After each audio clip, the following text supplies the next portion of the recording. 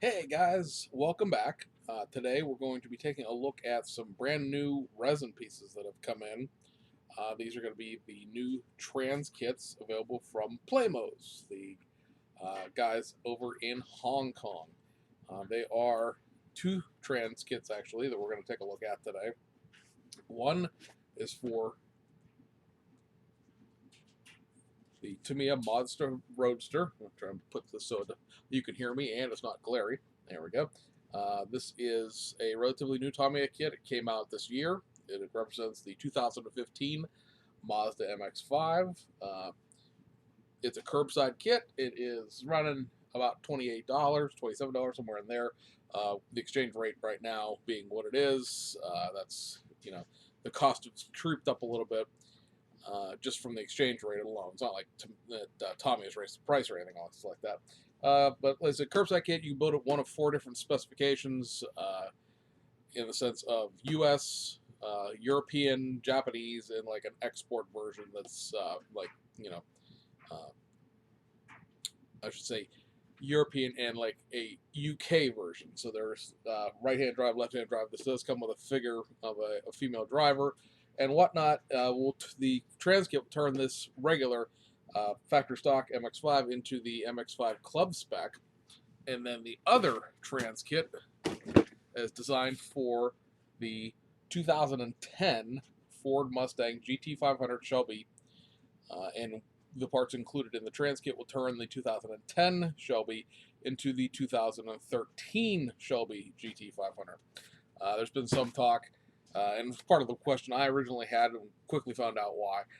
Why they didn't start with like the Boss 302 kit, that's already a 2013 kit. You wouldn't have to provide some pieces for it.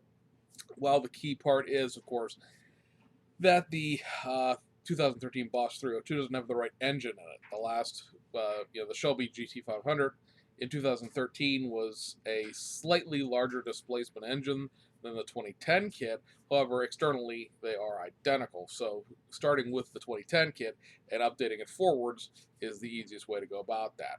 So that's what we're going to take a look at today. Incidentally, if anybody wants reviews of either one of those kits, so that you know what you're getting into, especially since the MX-5 is sort of brand new, just let me know down in the comments, and we'll get on them after the 57 and 30 review videos.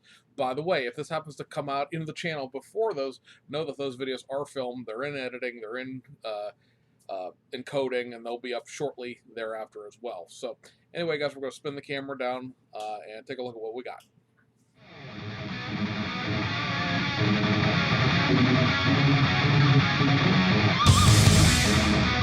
Alright, so the first thing we're going to take a look at real quick here are these new decals from Plamoz. These are designed, obviously, to go with the Shelby GT500 Transkit.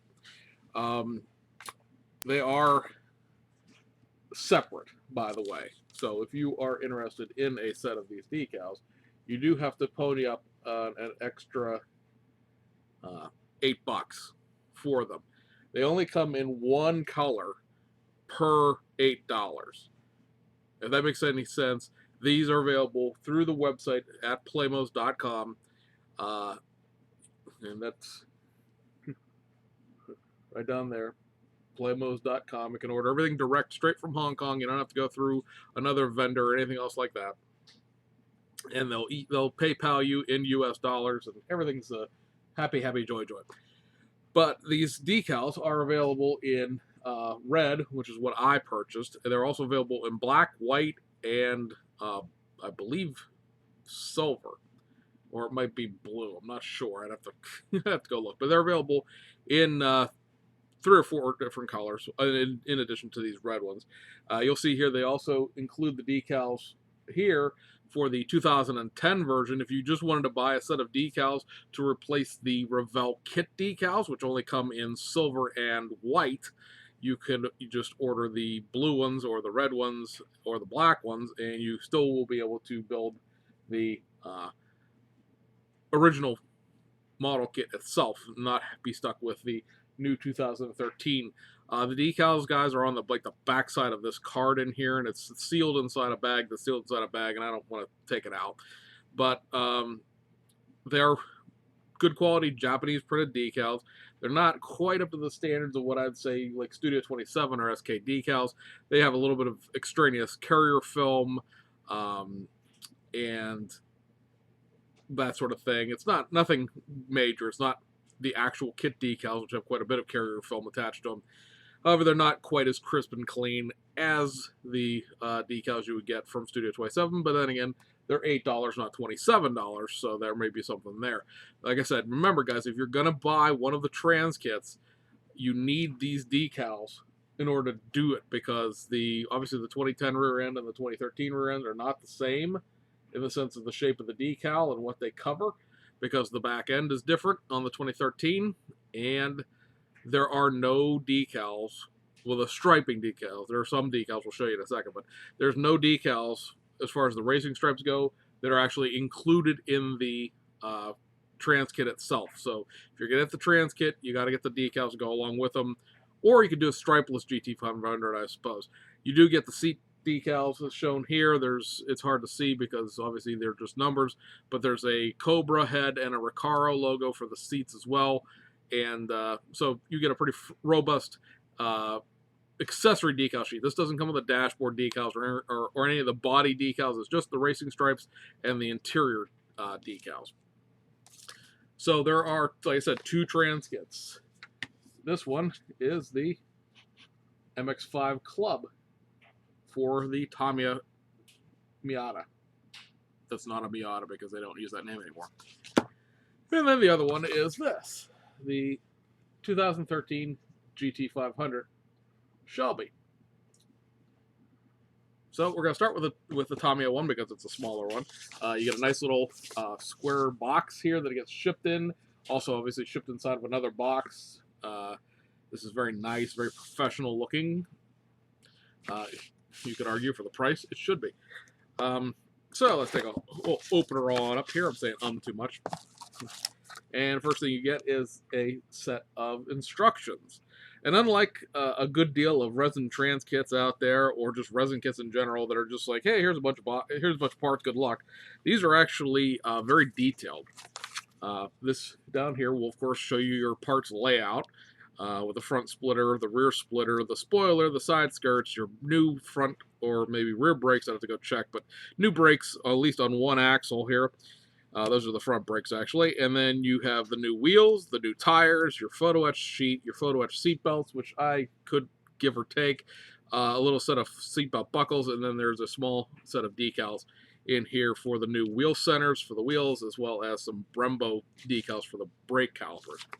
And we go inside, and you see here that it is, as I said, a very robust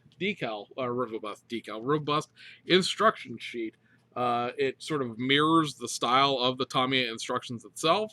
It shows you in basically how clear it'll be. Let me see if I can get down this way.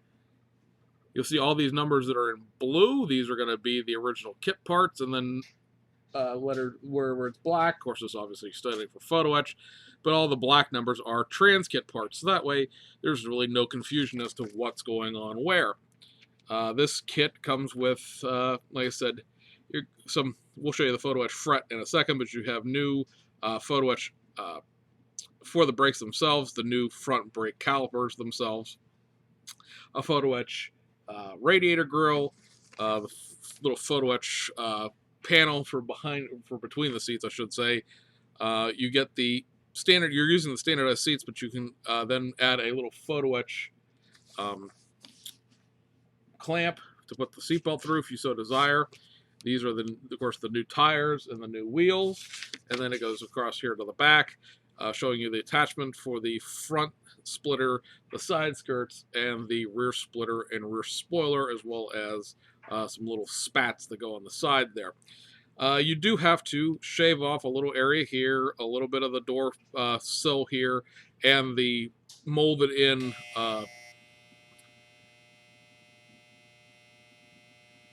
wow, that was an extremely long dryer buzzer. Normally it doesn't go that long. And the bottom of the sort of rear fascia here.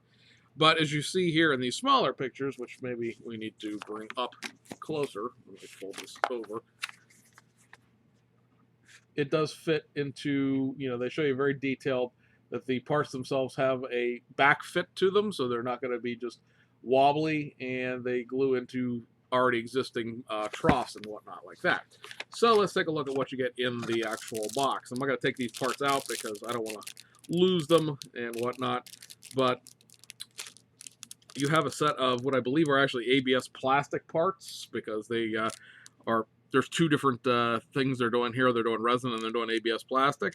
This is the front splitter, this is the rear splitter, because here's the cutout right here for the exhaust, and then these are the side skirts, so we'll bring them up close.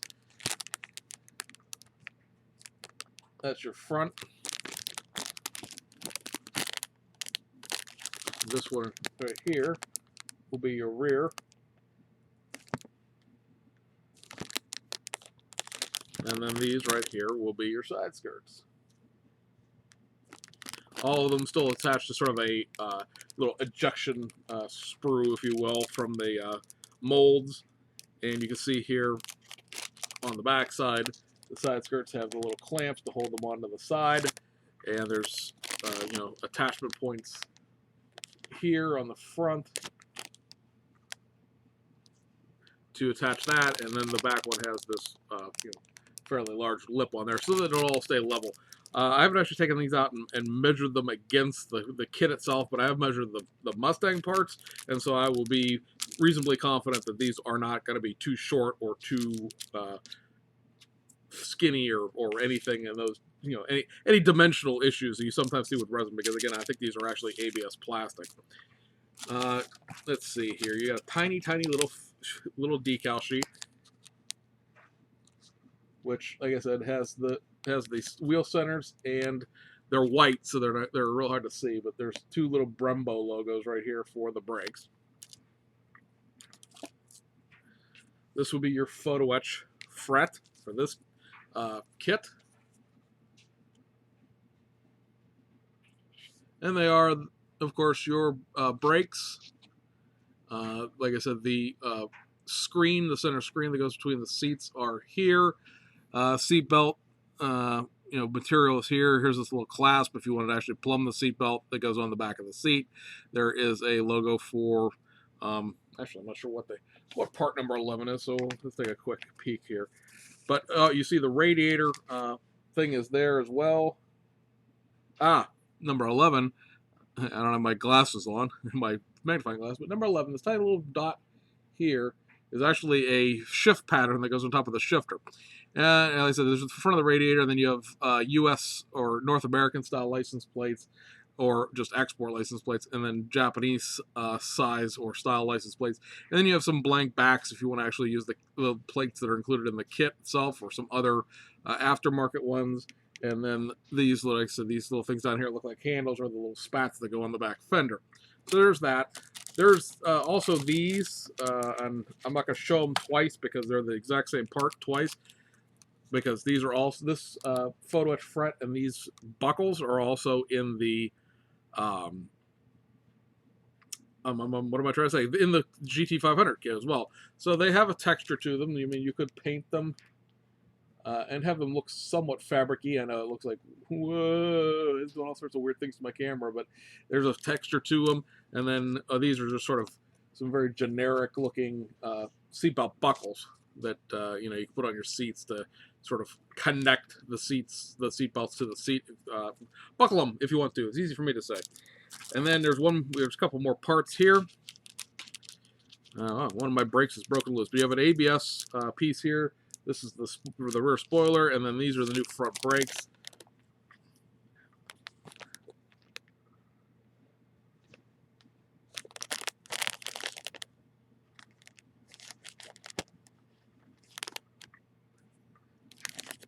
Showing you the back side of the brakes, they do have some detail, but you can see they're designed to fit with the Tamiya kit, and they're not just, you know, good luck, Godspeed, and you know, let us know how it works for you.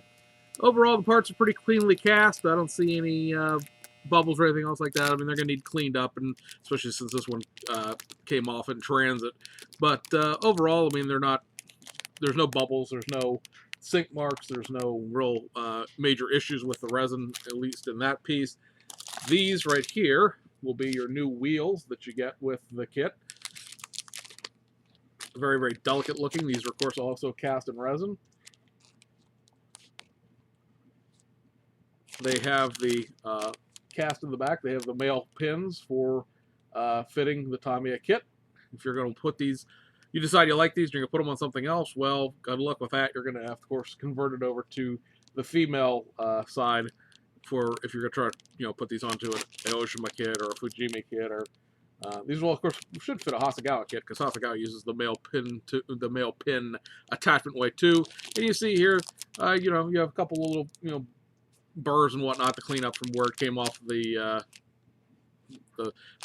extension of the mold, but nothing outrageous. And then last but not least, in this kit itself are some new tires. They are squishy. I don't know if these are resin or rubber or what they're made out of, or not rubber, but like the kit tires, if they're made out of the same material.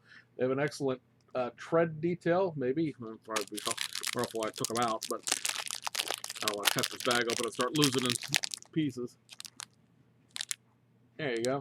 You got some really excellent tread detail there. I'm not sure what tires the MX-5 Club Sport uses without looking it up, but I'm pretty sure these are going to be spot on, as the ones for the GT500 are.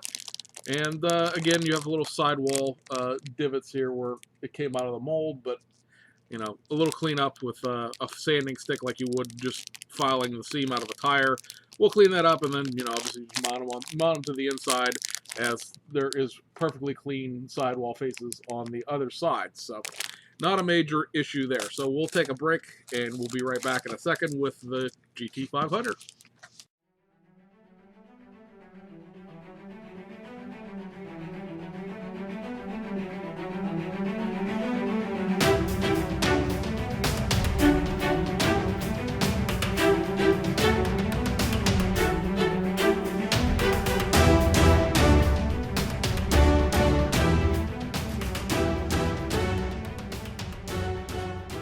Alright guys, welcome back. We're here with the GT500 trans kit.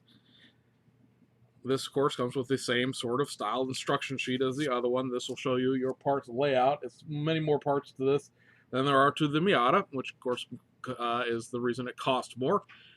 You have two different front grills. This is the upper grill, the lower grill. You have an entirely new rear bumper in here, a new rear bumper area. This here inserts up into this open space here for your license plate, and then this fits up into here as your rear fascia or your rear diffuser. There are new front seats here, completely new brakes front and rear, a new set of muffler to exhaust tips for the exhaust. These are wheel retainers, so that the wheels included in this kit will work with the metal nail, quote-unquote, thing that you get with a Revell kit, or at least the Mustangs. New headlight reflectors. These are molded in resin. They are not, by the way, chromed, so if you want to chrome them, you're going to have to take care of that yourself. Painting them with silver paint will probably, suffice. New rear taillights. This is the front diffuser, new wheels, new tires, and then here you see you've got your same generic seat belts and seatbelt brackets. A set of decals here, which, will show better than the actual decals themselves that are still in the bag, but you have the center trunk blackout area, the blackouts for each taillight. So if you don't want to actually paint the taillights black, you can just paint the the edges red and then put the decals on over top of them. You have new SVT wheel center decals, and then there's little decals here for the rear marker lights. And then you have a very robust photo etch set. I showed this to a friend already, and they were like, well, that looks like a bunch of stuff you'll never use. But actually, it is very integral to the look of this car. So, again, a very, very detailed instruction sheet. This obviously mimics the Revell style instruction sheet. You have new powered by SVT photo etch pieces for the valve cover, a photo etch piece for the radiator front. You're going to have to cut the mufflers off the stock exhaust and then put these new exhaust pipes on the end. Coming down here, you have if you want to go through the detail, my friend is arguing the fact that you will never see this, but there's a new set of pedals that are multi-piece. One piece here that you bend in a couple different directions, and then there's pedals for it. There is a photo etch piece for the center of the steering wheel. There is a photo etch supply for the rearview mirror. Of course, bare metal foil probably work just as well, if not easier. You have new photo etch pieces to take care of the seatbelt retainer that's in the door, and a photo etch ring that goes into the speaker rings. That's a nice touch. You want the bare metal foil that. You cut off a little bit of the, well, I say cut off. You file off the sides of the seat retainers on the chassis. You need a little bit of the front here to, just for positioning, and then you have your brand new seats.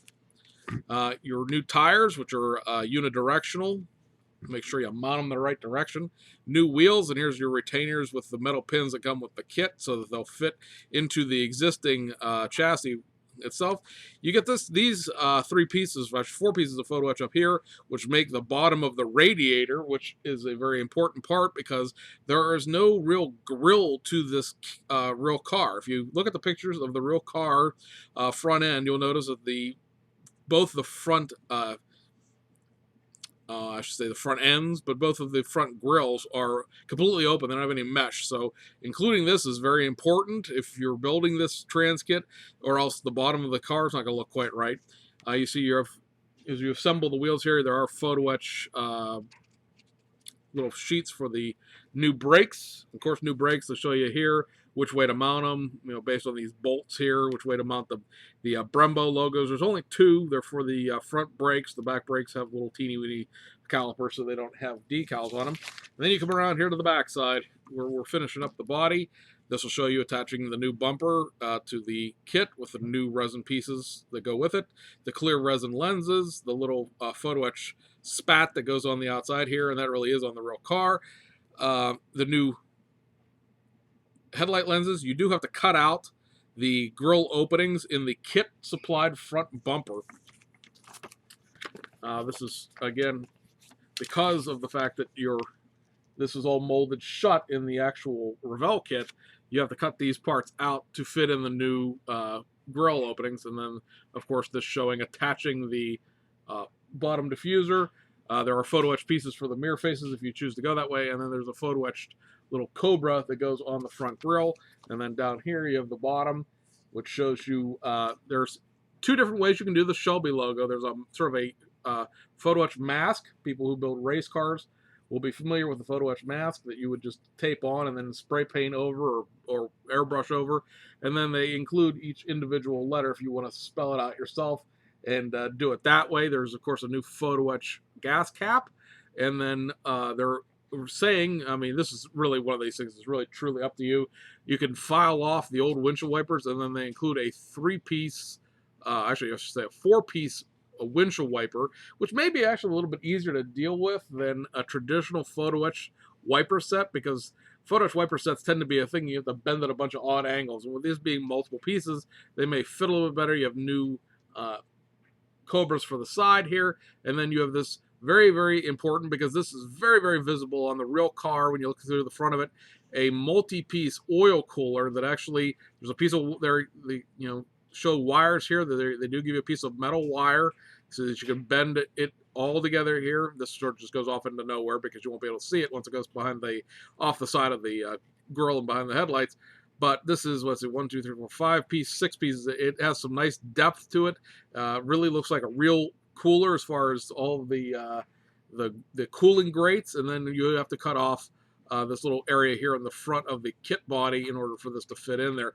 But again, one of those things where a lot of people were like, oh, photo etch, I really don't want to deal with it. This is, again, go look up a picture of the real car, and this oil cooler is very, very prominent in the real car because, again, there's no grill area in the front, and you could see it so clearly when you look at the actual car. So let's take a look at what we get in the way of parts here. This first little baggie here has your front grille, has your front grille opening, your front splitter, and your rear splitter area. So let's bring them up close. You see here's your front grille opening with a little snake area already ready to go for your photo etch. This is the lower grille opening. These 2 white things are made out of ABS plastic. This is your front splitter. Let's see here if I forgot which way this would show. I think it would mount this way. This is your front splitter. This is a resin piece. And then you have your rear splitter slash exhaust port area. And this, of course, if I can get it to tip the way I want it to, there we go. Now focus. Haha. This will be your rear valance splitter area. Let's see, we'll save that for a little bit later. This is your decal sheet. Whoops, that's the back of the decal sheet. Can't see anything. This is a decal sheet. Like I said, it includes the 4 wheel centers. There are 2 Brembo logos for the brakes, and then your rear taillight area, for lack of a better term. This is the rear bumper. I have taken it out of the bag, and I've taken my 2010 kit that I showed you at the very beginning, and I have put them together, and with a little bit of fiddling, and I mean a little bit, not even like, oh my God, it's going to take you 5 hours and you'll never get over yourself. You just remove, to me, you need to remove a little bit of the area around this taillight bucket. It's a little too thick, and then these, the curvature of the rear bumper needs a little bit of work as far as making it fit the body. Curvature exactly. This is getting made out of ABS plastic, so you've got to be able to use this a little bit without worrying about breaking it. I said this area here is just a little bit too straight compared to the kit. This may be actually more correct than the kit, who knows, but at the same time it's hard to tell. This is a little nub down here that lets you mount the rear diffuser area flush. The only thing I would say about this, and these ABS plastic pieces like this is very very reminiscent of the way they do limited production like airplane kits, which usually aren't ABS as much as they are styrene, but it's not the most detailed thing you see here. Maybe if I can tip it correctly and then get the camera to focus. There you go. That marker light is not exactly very well engraved, and the one on this side isn't really singing too much of a different tune. But when you actually get the kit part out and you look at the kit part, guess what, guys? It's really not all that much better. I don't know why this rear marker light is causing so much of a issue, but be that as it may, like I said, it's ABS plastic, so not have to worry about busting it as much as you do like a resin piece. It's gonna have a little bit more give to it, and that'll allow you to file on it and sand on it a little bit more than you would without having to worry about snapping it in half per se. And let's see, here are your new brakes. Smaller ones are your rear brakes, bigger one obviously your front brakes. The back here showing the way that the metal nail, so to speak, and retaining pins will fit in there. Pretty good detail as far as like the caliper itself.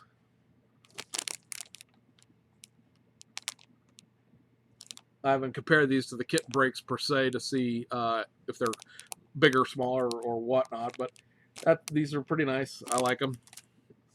Here are your new seats.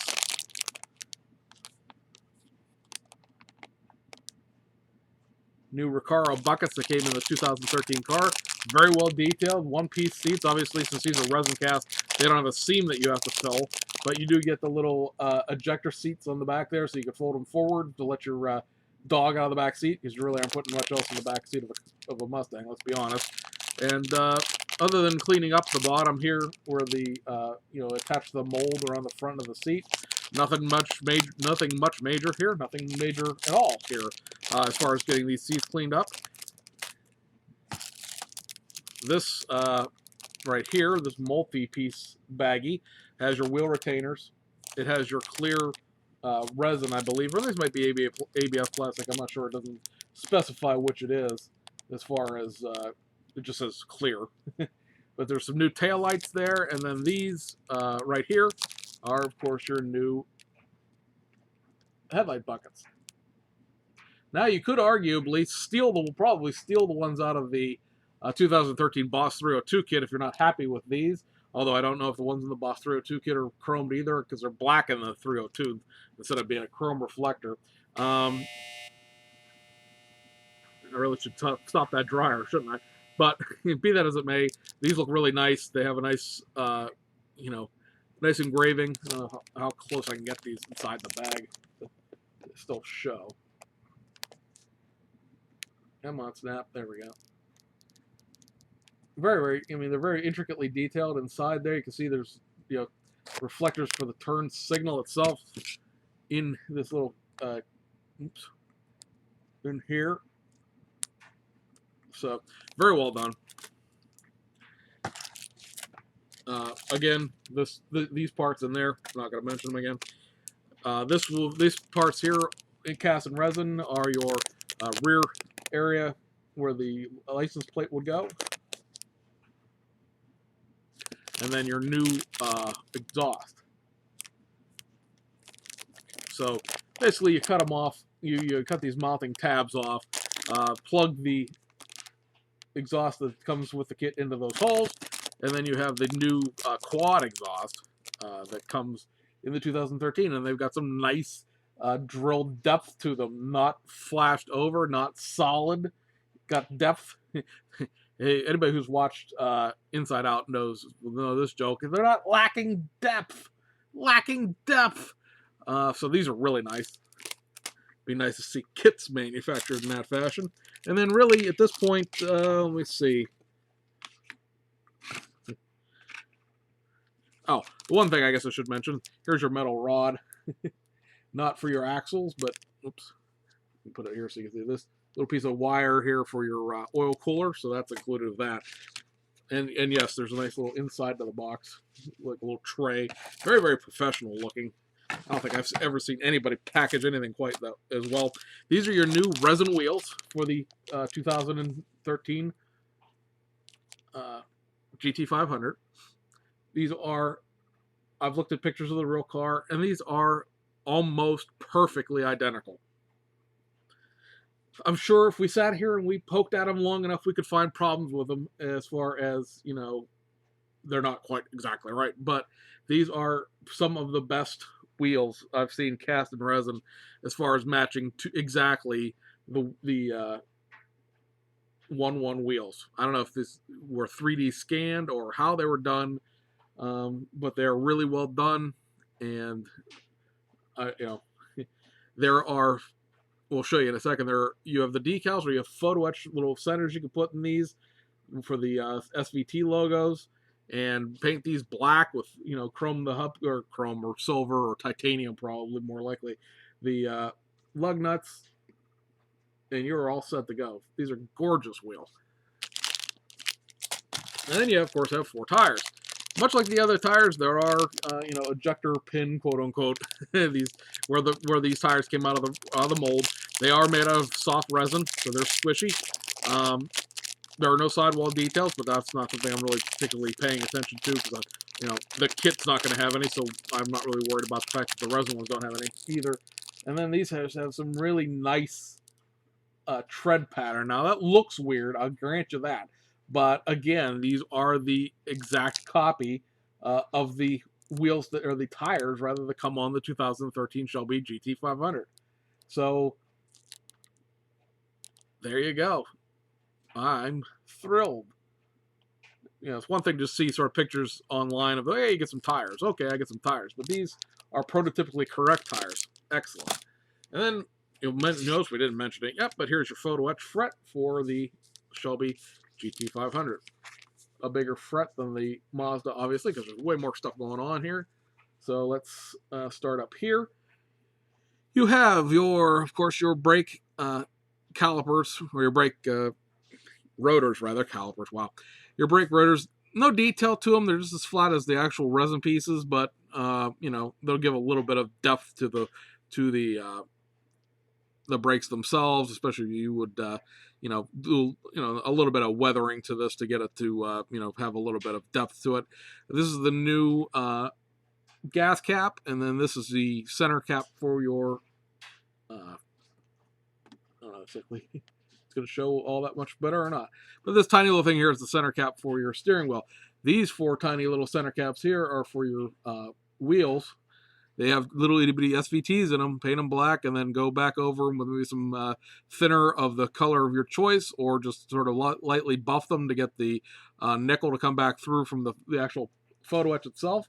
You don't have to worry about trying to detail that. This is the front of the radiator core. Here are your new powered by SVT valve cover heads. You do have to sand off the very beginning of the cylinder heads in the kit. And this here, along with these 5 pieces, are the oil cooler. Coming down here, these are several of the pieces of the windshield wiper. And then, I was not sure what, I think, okay, 52, these 4 center caps here that are blank are the ones that you would use if you want to use the kit supplied decals rather than the embossed center caps. Here's your Shelby paint template. I knew there's a word there. I'm trying to find. These are your obviously your side view mirrors, your rear view mirrors, your clutch, brake, and gas pedal. These things here that somebody accused of being hood hinges earlier this morning are in fact the brake pedals. You of course bend them here, turn them sideways, and whatnot. These again are more parts of the windshield wiper. This box area here with these 2 sides and this grill are the lower radiator shroud that's not included in the kit. These are the side spats that go in the back, and yes, they're really there on the real car. Your seatbelt material if you wish to screw with it, and then of course here are your individually spelled out Shelby letters.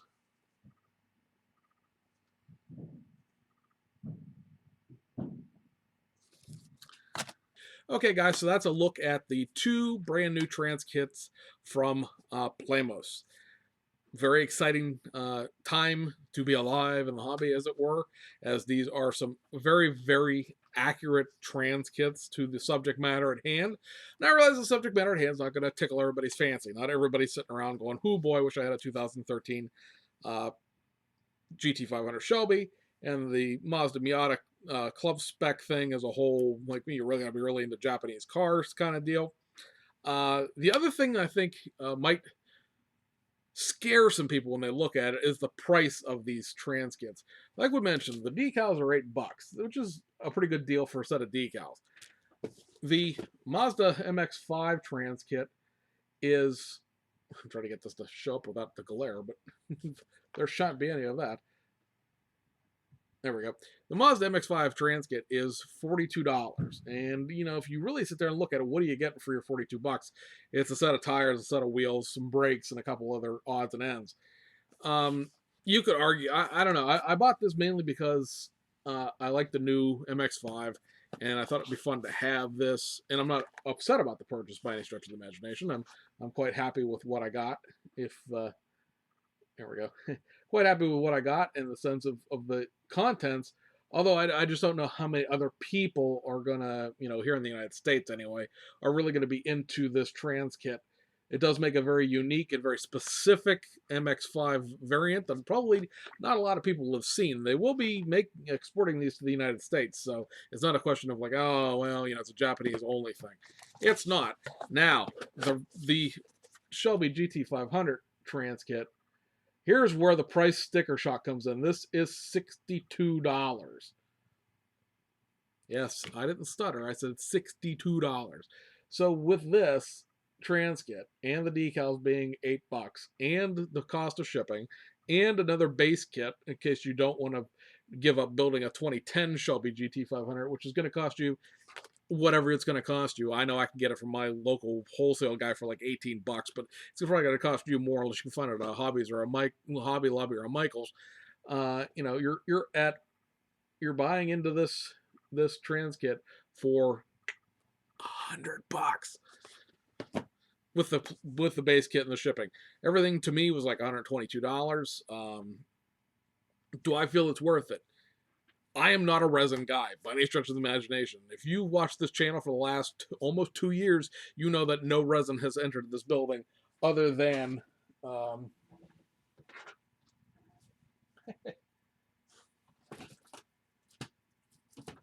it's a good time. I'm going to grab something that's not there. Oh, it's up a shelf. Other than like these, which are the turbine wheels for the BMW i8.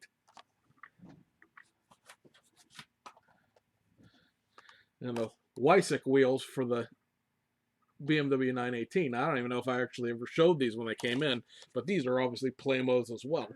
And there I have another set for the other Porsche 918, which I don't know where those went. No. hopefully I can find those.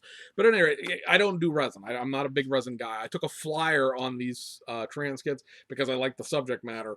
I'm very much, if you watch the 2014 Mustang GT review, you know I'm very much about the succession of kits and being able to build further variations.